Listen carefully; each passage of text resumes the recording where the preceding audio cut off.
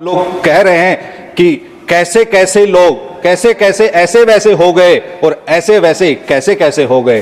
तो हमारी अर्थव्यवस्था चौथी बड़ी है, लेकिन उसी अर्थव्यवस्था में इतनी अधिक गरीबी है कि 81 करोड़ देशवासियों को जिंदा रखने के लिए इस सरकार को 5 किलो अनाज देना पड़ रहा है। हमारे देश में 20 ऐसे आदमी हैं जो पूरा देश खरीद सकते हैं, लेकिन इस देश के 20 मिलियन गरीब मिलकर भी अपने लिए 2 जून की रोटी नहीं खरीद सकते। महोदय, बजट पेश करते वक्त ये सरकार की लाचारी और व्यवस्था स्पष्ट दिख रही थी, क्योंकि बजट अब एक सरकार के लिए औपचारिकता रह गया था। कृषि और रेल बजट तो पहले ही समाप्त कर दिया, अब ये भी एक औपचारिकता लग रही थी, क्योंकि इस बजट में जनता की हिफाजत नहीं बल्कि आफत नजर आ रही थी। यह बजट आम आदमी और गरीबों पर बहार है, मार है और अमीरों के लिए उपहार है।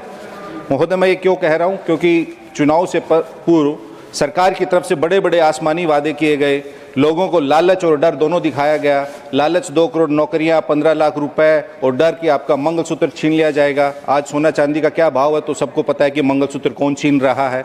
तो इसलिए अब लोग कह रहे हैं कि कैसे कैसे लोग कैसे कैसे ऐसे वैसे हो गए और ऐसे वैसे कैसे कैसे हो गए। तो महोदय, यह बजट लबोलुबाब यह है कि यह बजट आम आदमी की आमदनी घटाने वाला और समस्या बढ़ाने वाला बजट है। इस बजट में महोदय, मैं देख रहा था, इस बजट को 2 बार पढ़ा है, 2 बार। सब जानते हैं हमारा देश युवाओं का, किसानों का, नौजवानों का, ग्रामीणों का देश है। बेरोजगारी देश में चरम पर है। इस पूरे बजट में नौकरी शब्द सिर्फ 2 बार है। इतनी अधिक बेरोजगारी होने के बावजूद भी 2 बार युवाओं के लिए नौकरी का जिक्र किया गया है।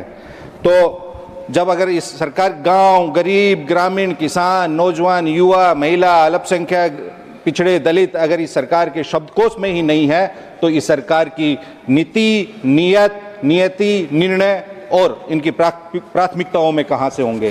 महोदय, वित्त मंत्री जी की योजनाएं गरीबों को कोऑपरेट करने वाली नहीं बल्कि कॉरपोरेट को असिस्ट करने वाली हैं सारी योजनाएं। सच तो यह है कि इस देश के 20 लोग ही इस देश की अर्थव्यवस्था को डिफाइन कर रहे हैं, बाकी सभी देशवासी इस सरकार की कुनीतियों का फाइन भर रहे हैं। महोदय, हमारे देश में 20 ऐसे आदमी हैं जो पूरा देश खरीद सकते हैं, लेकिन इस देश के 20 मिलियन गरीब मिलकर भी अपने लिए 2 जून की रोटी नहीं खरीद सकते। ये हम सबों के लिए एक सामूहिक चिंतन का विषय है कि हमारे देश में इतनी आर्थिक असमानता क्यों है। बजट में जिक्र हुआ कि हम चौथी सबसे बड़ी अर्थव्यवस्था बनने जा रहे हैं। बड़े गर्व की विषय है एक भारतवासी होने के नाते, लेकिन इस सदन में हम उस पर भी चर्चा करना चाहेंगे कि हम चौथी विश्व की सबसे बड़ी अर्थव्यवस्था है। 146 करोड़ हमारी आबादी है, लेकिन हमारी प्रति व्यक्ति आय मात्र 2,20,000 रुपए है। वहीं जब मैंने अध्ययन करके देखा, हमसे पीछे की जो अर्थव्यवस्था है 5वें नंबर की जापान की, उनकी कुल आबादी 14 करोड़ है जितने बिहार की आबादी है, लेकिन उनकी प्रति व्यक्ति आय 29 लाख रुपए है। छठे नंबर की अर्थव्यवस्था यूनाइटेड किंगडम की है, उनकी आबादी 7 करोड़ है, लेकिन उनकी प्रति व्यक्ति आय 50 लाख रुपए है। ऐसे ही तीसरे नंबर की जर्मनी की बात करें तो महोदय, कहने का मतलब यह है कि हमारी अर्थव्यवस्था चौथी बड़ी है, लेकिन उसी अर्थव्यवस्था में इतनी अधिक गरीबी है कि 81 करोड़ देशवासियों को जिंदा रखने के लिए इस सरकार को 5 किलो अनाज देना पड़ रहा है।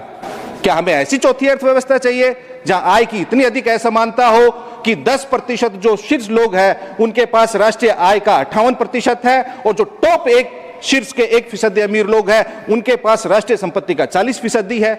ऐसी अर्थव्यवस्था का हम क्या करेंगे? हम पीठ थपथपाएं ऐसी अर्थव्यवस्था का जहां इतनी अधिक गरीबी हो, इतनी अधिक आय की असमानता हो। महोदय, ये भी एक विडंबना है, संयोग कहे या प्रयोग कहे, राजनीतिक दलों को मिलने वाले चंदा में 90% एक दल विशेष को मिलता है, क्योंकि वो जो 1% लोग जो उस भारतीय जनता पार्टी को 90% चंदा देते हैं, वो उन 1% अमीरों के लिए ही उन 90% लोगों को कुचलने के लिए और लूटने के लिए नीतियां बनती हैं। वो कहते हैं आप हमें 90% लो और 90% को ढकियाओ। महोदय, सरकार को अर्थव्यवस्था के आकार की नहीं, आय के समान वितरण और संतुलन की बात करनी चाहिए। महोदय, इस बजट में जिक्र हुआ सुधार एक्सप्रेस का, मैं 1 मिनट लूंगा। अच्छी बात है, सुधार एक्सप्रेस नहीं, हमारे देश को अभी दुत्कार एक्सप्रेस चल रही है। वो क्यों चल रही है? क्योंकि 90% आबादी को दुत्कार के आप सुधार एक्सप्रेस नहीं चला सकते।